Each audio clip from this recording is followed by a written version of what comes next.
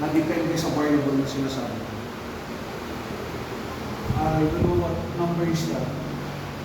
Pero, meron yung problem dyan sa module nyo. Okay. So, yung last na problem was, you were asked to find the volume of the largest box that can be made out of cutting equal squares in each corners of the cardboard which measures 9 by 9, correct? So ito yung naging variable natin. Yan yung hahanapin mo. So Yes, sir. we're trying to maximize dV with respect to dx. So ito walang problema kasi yung mag-form the equation ng volume which is length times width times height are all with respect to x. X times 9 minus x ay 2x. Times 9 minus 2x, isn't it? Yes, sir. So, walang problema. With respect to x lang siya palagi. Pero paano kung yung problem is not with respect to just one variable? Like, meron yung problem dyan sa module na you are given a circle, then you are asked to find, you are given a circle, then you are asked to find for the largest rectangle that can be described in that given circle. May problem na ganun sa module. You are given a circle, and you are asked to find for the largest rectangle. What is the shape of the largest rectangle?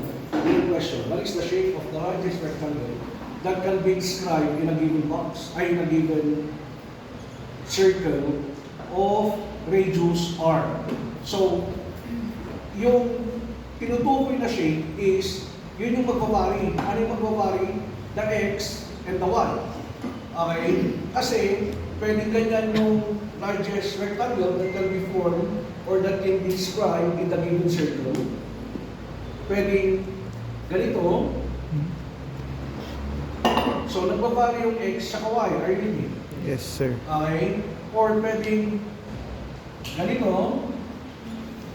So, the question is, which x and y, or what are the measurements of the x and the y that can be or described in the given circle that will give you the largest rectangle?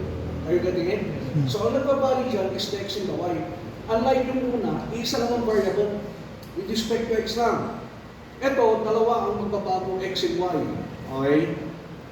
Pero regardless, kung magbago man ng x and y na yan, one thing is definite. Given ang radius ng circle, r is constant. Yes. Ready? Yes. Regardless of what x and y is, yung r remains the same. Yes or no? Yes. Okay? So, let's do this.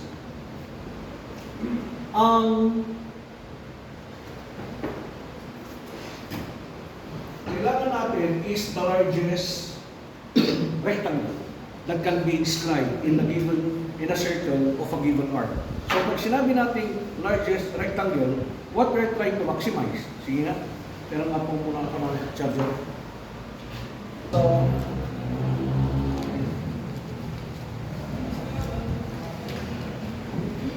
shape of the largest rectangle, sabi niya. Doon sa word the largest rectangle, what are you trying to maximize? Anyway. Areas. Its area, precisely. Kung ang hinahanap mo is the largest rectangle that can be described in the Circle. given circle of a given radius, ang minamaximize mo dyan is the area. Correct? Yes. So, how do you express area of a rectangle? Length times Length times width. That is, in the variable use, what is the area? x times y. Area of the rectangle is X times y. x times y. Problema, ma-maximize natin yung area. So we will get the derivative of area with respect to the differential for a particular variable x or y. Dalawa yan. Dapat isa lang. It's either you differentiate a with respect to x or you differentiate a with respect to y. So, saan natin kukunin yung isa pang equation so that we can express x in terms of y or y in terms of x? Yan naman, based on the given. Saan natin kukunin yun? So that we can express x in terms of y. Pag nagawa natin yon, pag na-express natin yung x in terms of y, then area would now be all in terms of y. Kasi yung x, i-express natin in terms of y. So area will now be all with respect to y. So ang mangyayari, i-differentiate natin yung a with respect to y. Or y in terms of x. So that yung y, mapapalitan na in terms of x, yung area will now all be expressed in terms of x. So pag i-differentiate natin yung a with respect to x. Anyway, what concept? Anyone? What concept? Based on the figure. Pythagorean. It's, I heard the word. Pythagorean. Hindi nyo magkiting kasi bumubulo ka. Sino nagsasalita? Ikaw? Ikaw? Ikaw? Biglang mabili. Pythagorean. Yes, Pythagorean theorem. Precisely. That is, you realize na this is right triangle. Do you agree? Yes. Tama? Yes, sir. Tama? Yes. So that in that case, ang mangyayari dito, I will have a triangle that looks like this. This is R. Ano ito? Y. Hindi yan yung Y. I. Y. Ano ito? 2. Yung Y is this. Ano ito? 1/2. Tama, what is that? If this is Y, ito yung Y. Oh, ano ito? Y is to 1. Y yan. Oh, ano yan? Y. 10 yan. Ganyan ang gano'n ang gusto ko yun. Sabihin, parang ano. Kung 10 yan, ano ito? 5. Ano ginawa ko? Divide na? Divide. 2. O kung Y yan, ano ito? 1/2. 1/2. 1/2 lang. 1/2 Y. 1/2 of Y. Y. So, ganun ba talaga? Gusto mo yung explanation? Or Y over 2. Do you agree? Yes. So that if that is Y over 2, ano ito? Which is this? Ano ito? X over 2. X over 2. Correct? Yes. So that using Pythagorean theorem, from here, what does Pythagorean theorem states? R squared is equal to X over 2 squared plus Y all over 2 squared. You agree? Yes. You agree? Yes. Kaso fraction. Yun lang. Fraction, di ba? Kaya ayoko ng fraction. Mahirap yun. Ayoko ng fraction. So that,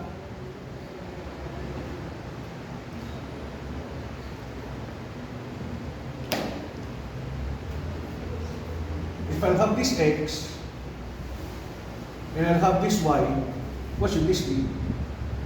Ayoko ng fraction, sabi ko nga. So ang X, ito. Ang Y, ito. Ano ito? Ha? Y. Now you're thinking. Ano ito? 2X. 2X. So ano ang area? Ano ang area? Hindi na X all over Y based on the figure. Ano ang area? 2X times 2X times 2Y. 2Y. Precisely. Actually, tama yung kanina. Ayoko lang kasi ng X over 2. Kasi fraction yan. Yes. Makikita mo kung anong epekto niyan. Fraction na nga, mag-i-square root pa ako mamaya. Isipin mo na nga, square root na nga, fraction pa, nagtigal-gal ka. Di ba? So gusto ko lang iwasan. Aray ko. So this will be based on the figure, area is 2x 2X times 2Y. 2y. So this becomes x and this becomes y. Correct? Yes. Oh, nagbago ang r? Hindi. X pa yan, y pa yan. Hindi yan magbabago, given r yan. So actually, r there is treated as constant. R is constant regarding what x and y is. R remains constant. Really? Yes, sir. Ano mangyayari dito?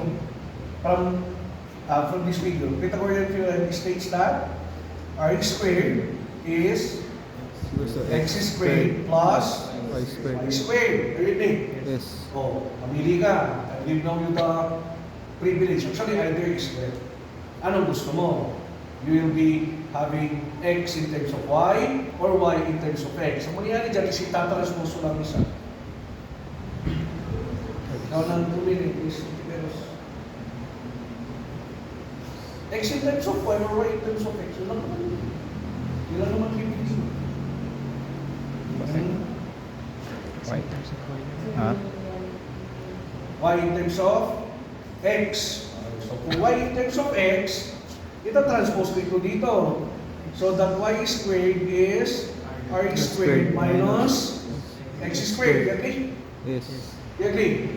Yes. So that, yun ito yung sinasabi ko. Kung ito ay fraction, y in terms of x, tapos square root pa yan. Right. Di ba? Makapatigal ka. This would be r squared minus x squared. You agree? Yes. You agree? Okay tayo dyan. Naintindihan nyo ito? Oh. Let me call this one. Let me call this 2. So that 1 into, ano lang, area? Area is 4x, correct? 2 times 2 is 4. Yes. X multiplied by, ano lang, y? Square root of Square root of r squared minus x squared. Understood? So, the expression now is expressed only in terms of x. So, magdi-differentiate na ako to get the maximum or the minimum dA with respect to dx. Kasi x na yan. Ito, problema yung kanina. Kung sana this already expressed in just one variable with respect to that variable already. Okay? Kaso, x or y. So, we need to express one variable in terms of the other muna. At saan natin kinuha? Dito. O again, hindi lang ito ang solution. Kung halimbawa, napagtripan ni Ms. Gertchalian na x in terms of y, this would be x is equal to square root of r squared minus y squared. So yung x ang papalitan mo ng in terms of y. So everything will be in terms of y. Did you understand? Yes. Did you understand? Okay, so others may know that, okay lang yun. Ito na, mag-differentiate na tayo. Yung 4, kaya ko lang yan. Kasi, coefficient yan. How do I treat this? Product. Yes. Product yan. Are you guys? Yes. Product yan. I have two factors. Let this be U. Let this be B. V. So how do you get the derivative of a product? How do you get the derivative of V. UV with respect to dx? U dV over dx plus V du over V dx. over dx. So how do you do that? Copy. Copy U. X. X. Derivative na. Derivative of this. Sige. Ah, Wow! Tama! Sige! Natutuwa naman ako at R squared minus X squared. alam nyo lang nangyayari sa buhay-buhay. 1/2 over times R squared. R squared r squared minus X squared. minus X squared x squared. raised to negative 1. Ay, Sige, tama. Sir, raised to negative 1. 1/2. Raised to negative 1 na. Is that it? Oh, multiplied by the derivative of this. Yes. Correct? 2r. Or Mali. Constant ka ron, di ay ba? constant. Sabi ko nga sa inyo, R is constant. Kasi regardless of what x and y is, R does not vary. Correct? Ang derivative nito. 2x. Ay, negative 2x. You agree? Yes. You agree? Is that it? Plus. Plus. Copy V. Copy B. Pero to, R squared. R squared minus X squared. x squared. Agree? Multiply by 1. 1. Very good. Oh, di ba? Are you getting it? Yes. So this should be what? Or wait. 4. Tama? Tama? Negative. Negative 2x squared over square root R squared minus X squared. Yes. Yes. Ano? X times X. X squared. Ay, negative 2. Wala na pala. Nag-cancel. Yes. Negative X squared. Heard me guys? Yes. Ano? Negative. X times X. X squared. Ito, bababa. Heard me guys? Yes. Plus Plus square root of R squared minus X squared. That is dA all over dx. So, dA all over dx is equal to 4 times LCD. Square root of R squared minus X squared. Yes? Yes. Yes? This times this. Ay, this divided by this. 1. 1 times this. X. Negative X squared plus this divided by 1 is this, correct? Yes. Times this, Square root of. Yan. this divided by 1 is this, correct? Times this, Square root of R squared minus X squared, precisely. R squared minus X squared. Understood? Yes. Understood? Equals 0. You understand? You understand? Yes. Bakit equals 0? We are now maximizing or minimizing. Sabi ko nga sa inyo, get the derivative and equate it to 0. Did you understand? So, ano mangyari? 0 divided by this, 0 divided by 4, 0. 0. This times 0. Cross multiply. You agree? You agree? Ano may iwan? 0 yan. 0 times this is 0. 0 divided by 4 is 0. Zero. You are left with negative x squared minus x squared. Ay, Negative x squared minus x squared. Negative 1 minus 1. positive. 0. Negative 1 minus 1. Negative 2. Negative 2x squared plus r squared is equal to 0. You agree? Yes. You agree? Yes. So that transpose r squared, ay r squared, 2x squared is equal to r squared. You agree? Yes. You agree? Nag-transpose. Tama? So that 2x squared is equal to r squared. So that x squared is equal to r squared all over 2. You get me?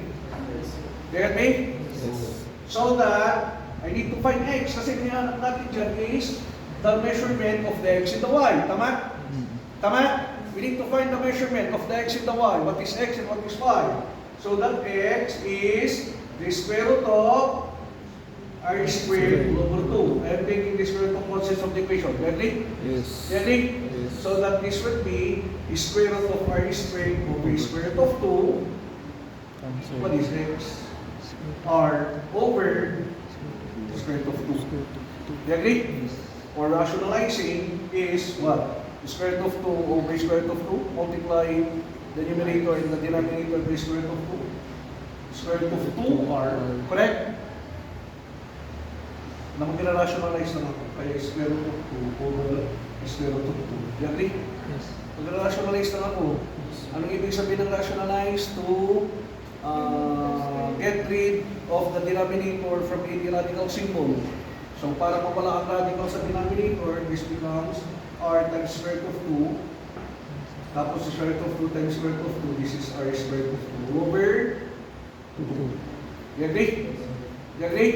So that when x is r square root of 2 over 2, ready? When x is r square root of 2 over 2 in 1, what is y? Y is square root of r squared minus ito ang x. R square root of 2 all over 2 Raised to 2. squared, ready? Yes. Yes. So that this would be r squared minus r squared, correct? Yes. Correct? Square root of 2 is squared. 2. Tama? Yes. Square of square root. Mawawala yung square root sa square sign. Over 2 square 4. 4. LCD, this would be 4 divided by 1, 4 times r squared, 4r squared minus 4 divided by 4, 1 times this, 2r squared, so that this becomes what? Square root of 4 minus 2. 2r squared all over 4, correct? Yes. Or this is square root of 2r squared all over square root of 4. So that what is y?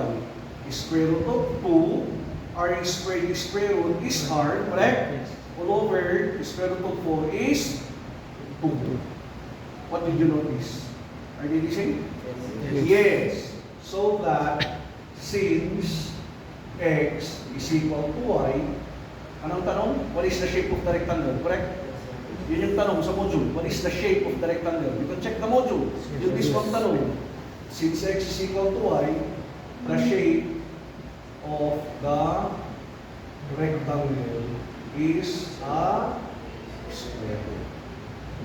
Take note that a rectangle, that is square is a rectangle, but a rectangle is not a square. You get it? Yan. So yan ang isang problema. Paano kung in terms of x and y siya, or in terms of more than one variable? Sabi nga nila, lamang ang may alam. I'll show you a different approach, which you will be convinced na the shape is really a rectangle, ay a square. Or the measurement of the x is the same as the measurement of the y. Take note, ito yung measurement ng y, so that kung ang given x ay given r is 10, o ano ang dapat na y, that would be square root of 2 times 10 divided by 2. Are you with? Are you with? Ganun yun. So dapat, the largest rectangle that can be described in that circle would be square root of 2, 10 divided by 2 is 5, square root of 2 times 5. Do you agree? When r is 10. Ganun yun. Yun ang ibig sabihin nga. Halimbawa, ikaw yung talagang busit na busit sa square root. Yung bang hindi mo makuha talaga yung derivative ng square root. May iba pa bang paraan, sir, na masolve ito na hindi ginagamitan ng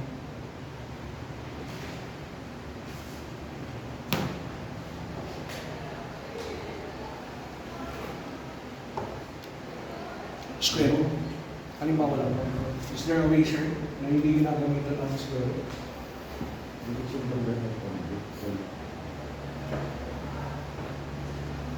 Pwede pa din. I will let this be x, I will let this be, I will let this be, ano ginamit dito? Y. Tapos itong x. X. Okay. Tama? Pero instead of Pythagorean theorem, gagamitin ko ay theta. Ito rin po function naman. Okay? Instead of Pythagorean theorem, ang gagamitin ko ay theta. That is, area is still ano to? 2x, ano to? 2y. 2x times 2y pa din. So that area is 4xy. Agree? Yes. Area is 4xy pa din. Okay? Pero, instead of using Pythagorean theorem, ang gagamitin ko is with respect to theta, line. Based on the given triangle, ito area. What is sine of theta? Based on the triangle, right triangle, what is sine of theta?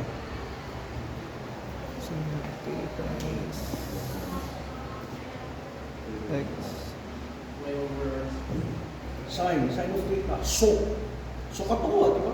So,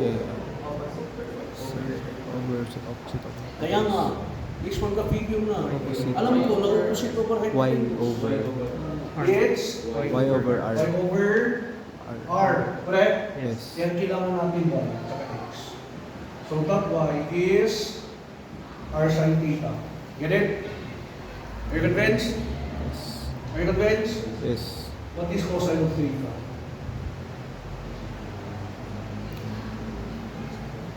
Ay, 3 ba ang point? X all over R. Ka. Adjacent. Overhead hypotenuse. X all over R. So that's R. X is R cosine of theta. You get me? Let me call this one. Let me call this one. Let me call this 2. And let me call this 3. 2 and 3 in 1.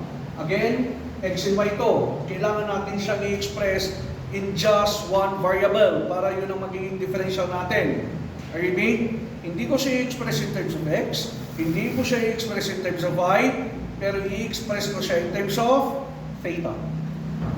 So that area will become 4 along x, r cosine theta, along y, r sine theta. So kung papansinin mo, in terms of theta na lang yan. Kasi r is a what? Constant. R is a constant. Are you still with me? So that a is 4r squared, r times r is r squared, sine theta, cosine theta. You understand? You understand? Pero, do you agree na I can rewrite this as 2r squared, 2 sine theta, Cosine theta. cosine theta? Yes. Do you agree? Do you agree that I can write 4r squared sine theta cosine theta into 2r squared, 2 sine theta, cosine theta? Do you agree? Yes. Yes. So that A becomes 2r squared, ano ito? What is the identity equivalent of that? Sine 2 X. theta. Walang x dyan. Theta Ay, yan. theta. Ha? Sine 2 theta. Sine 2 theta. Okay? Yes. So that dA all over d theta. Okay guys? Yes. Okay? Yes. With respect to theta na lang yan. Hindi x or y. With respect to theta. Kasi variable natin with respect to theta is equal to coefficient lang yan. So let that be 2r squared. Okay? Coefficient lang yan. Wala kang magagawa dyan. Dyan lang yan. Parang derivative of 2y. Ay, derivative of 2x with respect to dx. 2, di ba? Parang dyan lang yan. 2r squared times, what is the derivative of sine?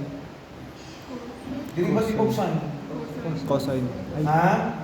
Cosine 2 theta is that it? Multiplied by the derivative of this with respect to theta.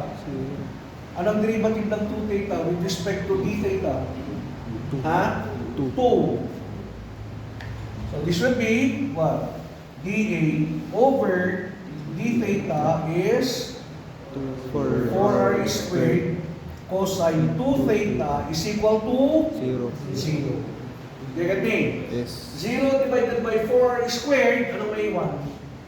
0. Cosine 2 theta, tama? 0 divided by 4r squared is Cosine. 0. Cosine 2 theta is equal to 0. What is 2 theta? The inverse cosine of 0, correct? To get 2 theta, to get the angle, shift cosine of 0, tama? Mm. Tama? Yes. Oh, what is 2 theta? What is shift cosine of 0?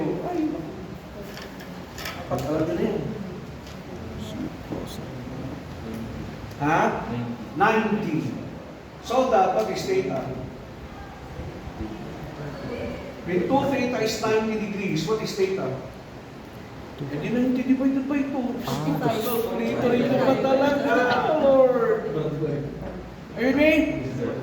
45 degrees. Alam na natin, ang theta is 45. Ang kailangan natin is y tsaka x. So, when theta is 45 degrees, what is y?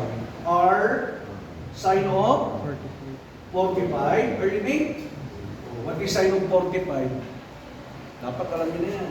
It's square root of 2 over 2. Hindi ba't yan yung na-solve natin? Yes. You agree? Yes. You agree? Hindi ba't yan yung na-solve natin kanina? Yes. Sa value ng y? Oh. When theta is 45, what is x? R cosine of 45. What is cosine of 45? Square root Square root of 2 over 2. Yan isan? Gumamit ako ng square root? Hindi. Ang ginamit ko, trigo function. Theta ang ginamit ko. Are they both correct? Yes. Sabi ko sa inyo, lamang ang may alam. At the end, your choice. So, doon sa problem set ko, you can have more than one solution actually. If only you can discover kung ano yung mga possible options of solving it. As long as you do not violate any mathematical rule, all of those are accepted. Maybe some of you gagamit ng trigo function, may gagamit ng inverse trigo, may gagamit ng algebra, pare-parehas yan. Pero, ang conclusion pa rin is hindi ito answer what is asked. Since ang tanong is what is the shape, sabi niya, so since, ganun pa din, x equal to y, then the shape is a clear? Ano mas maganda gamitan? Dito, with respect to time siya palagi. Hindi katulad nung kanina, iisipin mo pa, with respect to x ba, with respect to y. Ito with respect to time. So, hindi ko lang kung anong number yun, pero meron yung problem dyan sa module nyo that you are given a cylindrical tank of what radius? 4 feet? Can you check? Pero may module ba dyan? 4 feet? 4 feet? Radius 4 feet. So, 4 feet yan. 4 feet yan. And water flows through it. May pumapasok na tubig dito at 24 cubic feet per minute. Correct? Tama? Siyempre, pag pumapasok ang tubig dyan, yung container nalalagyan. So habang pumapasok, ito tumataas. Yes. Correct? The question is, how fast? How fast the surface is rising? So, how fast the height is rising? Correct? When the radius is given to be 4 feet. So, paano natin isosolve yan? Actually, ang unknown dyan is how fast this is rising, dh all over dt. Yan ang hinahanap natin. How fast the surface is rising, dh all over dt. You get me? So, since this is the volume coming in with respect to time, this is dv over dt. Okay? So, ano ba ang formula ng volume of a cylinder? Patay tayo. With respect to R. Kasi pwedeng with respect to diameter, ha? R squared. Volume. Pi R squared times height. Correct? Bearing in mind that pi is constant, syempre. Also with R. Kasi hindi naman nagbabago yung radius ng container eh. Ang nagbabago is this. Pero the radius, regardless kung gaano man karami ang pumapasok, hindi nagbabago. Yung R niya. You understand? So, constant ang R. So that if I will differentiate this, sabi ko, with respect to time palagi, dv over dt is constant yan. E di parang coefficient lang niya yan, correct? Yes. Parang coefficient lang niya yan. Pi r squared times what is the derivative of h with respect to time? dh over dt. You understand? With respect to time palagi. So that when this is 24, ang R is 4. Tama? Yes. What is dh all over dt? Alam mo, square root. dh all over dt is 24 over pi all over 4. Tama? So dh all over dt is 24 divided by 4.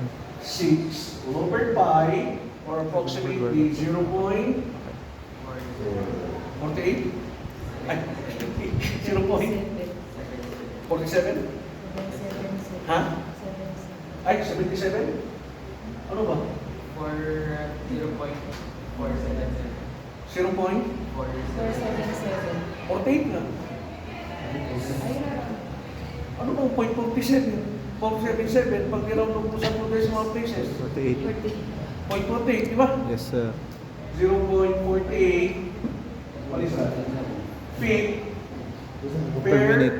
Minute.